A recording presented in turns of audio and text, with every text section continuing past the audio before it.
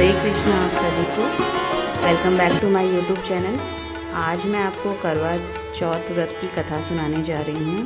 तो हिंदू धर्म के अनुसार कार्तिक महीना में पूर्णिमा के चौथ दिन वाला करवा चौथ वाला दिन का त्यौहार मनाया जाता है। इस दिन सुहागिन महिलाओं द्वारा अपने पति की लंबी उम्र की कामना के साथ निर्जला व्रत रखती हैं। इस दिन शाम को करवा चौथ की कथा पढ़ते हैं और शाम के समय चंद्रमा निकलने के बाद वे चंद्रमा को अर्घ्य देती हैं पति का तिलक लगाकर, और उसके बाद पति के हाथों से पानी पीकर अपना व्रत खोलती हैं। इस दिन भगवान शिव, गणेश जी की और स्कंद यानी कार्तिकेय के साथ बनी गौरी के चित्र की सभी उपचारों के साथ पूजा की जाती है। कहते हैं कि इस व्रत को करने से जीवन में पति का साथ हमेशा बना रहता है, साथ ही सौभाग्य की प्राप्ति और जीवन में सुख शांति बनी रहती है। करवा चौथ की पूजा विधि मैं आपको बताने जा रही हूँ, तो सुनिए। करवा चौथ पूजा करने के लिए घर के उत्तर पूर्व दिशा के कोने को अच्छे से साफ कर लें और लकड़ी की चौकी बिछाकर उस पर शिव जी, माँ गौरी और गणेश जी की तस्वीर या चित्र रखें। साथ ही उत्तर दिशा में एक जल से भरा कलश स्थापित करें, उसमें थोड़े से अक्षत डालें। इसके बाद कलश पर रोली अक्षत का टीका लगाएं और गर्दन पर मौली बांधें। 3 जगह 4 पूड़ी और 4 लड्डू लें। अब एक हिस्से को कलश के ऊपर, दूसरे को मिट्टी या चीनी के करवे पर और तीसरे हिस्से को पूजा के समय महिलाएं अपनी साड़ी या चुनरी के पल्ले में बांध कर रख लें। अब करवा चौथ माता के सामने घी का दीपक जलाकर कथा पढ़ें। पूजा करने के बाद साड़ी के पल्ले और करवे पर रखे प्रसाद को बेटे या अपने पति को खिला दें। वही कलश पर रखे प्रसाद को गाय को खिला दें। पानी से भरे हुए कलश को पूजा स्थल पर ही रहने दें। चंद्रोदय होने के समय इसी कलश के जल से चंद्रमा को अर्घ्य दें और घर में जो भी कुछ बना हो उसका भोग चंद्रमा को लगाएं। इसके बाद पति के हाथों से जल ग्रहण करके व्रत का पारण करें। अब मैं आपको इसकी कथा सुनाने जा रही हूँ, तो आप इसे सुनिए। एक साहूकार के 1 पुत्री और 7 पुत्र थे। करवा चौथ के दिन साहूकार की पत्नी, बेटी और बहुओं ने व्रत रखा।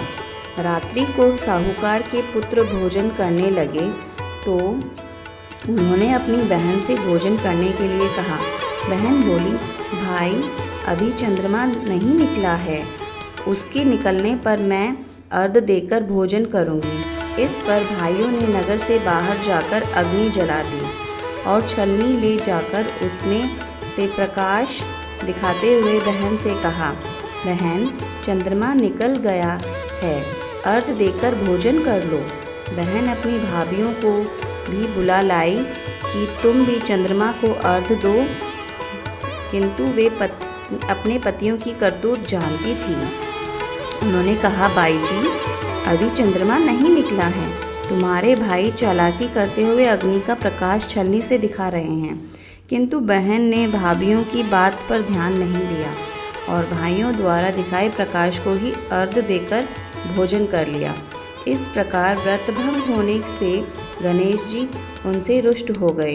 इसके बाद उसका पति सख्त बीमार हो गया और जो कुछ घर में था उसकी बीमारी में लग गया। साहूकार की पुत्री को जब अपने दोष का पता लगा तो वह पश्चाताप से भर उठी। गणेश जी से क्षमा प्रार्थना करने के बाद उसने पुनः विधि विधान से चतुर्थी का व्रत करना आरंभ कर दिया। श्रद्धानुसार सबका सत्कार करते हुए सबसे आशीर्वाद लेने में ही उसने मन को लगा दिया। इस प्रकार उसके श्रद्धा भक्ति सहित कर्म को देख गणेश जी उस पर प्रसन्न हो गए। उन्होंने उसके पति को जीवन दान दे उससे बीमारी से मुक्त करने के पश्चात धन संपत्ति से युक्त कर दिया। इस प्रकार जो कोई छल कपट से रहित श्रद्धा भक्ति पूर्वक चतुर्थी का व्रत करेगा वह सब प्रकार से सुखी होते हुए वह सभी प्रकार के सुखी होते हुए कष्ट कंटकों से मुक्त हो जाएगा। तो यह थी करवा चौथ माता की बहुत ही सुंदर कथा। आप सब इससे कीजिए और माता चौथ का आशीर्वाद लीजिए। और इसके बाद जो उजमन की जो है वो मैं आपको बताऊंगी। आपको करवा चौथ का उजमन कैसे करना है। एक थाली में 4-4 पूड़ियाँ 13 जगह रखकर उनके ऊपर थोड़ा थोड़ा हलवा रख दें। थाली में एक साड़ी, ब्लाउज़ या सामान्यानुसार उसमें रुपए भी रखें। फिर उसके चारों ओर रोली चावल से हाथ फेरकर अपनी सासू जी के चरण स्पर्श कर उन्हें दे दें। उसमें आप पैसे भी रख सकते हैं, जितना आपकी श्रद्धा हो आप उस अकॉर्डिंग आप अपना उसमें पैसे दे दें अपनी सासू माँ को और आशीर्वाद लें उनसे। तत्परांत 13 ब्राह्मण ब्राह्मणियों को सादर सहित भोजन कराएं, दक्षिणा दें तथा रौली की मेहंदी तिलक लगाकर उन्हें विदा करें। अगर ये आप कर सकते हैं तो आप कीजिए, ब्राह्मणों को भी जिमा सकते हैं। Thank you friends, thank you for watching my video. अगर आपको ये वीडियो अच्छी लगी तो आप इसे लाइक, शेयर और सब्सक्राइब कीजिए और कमेंट कीजिए।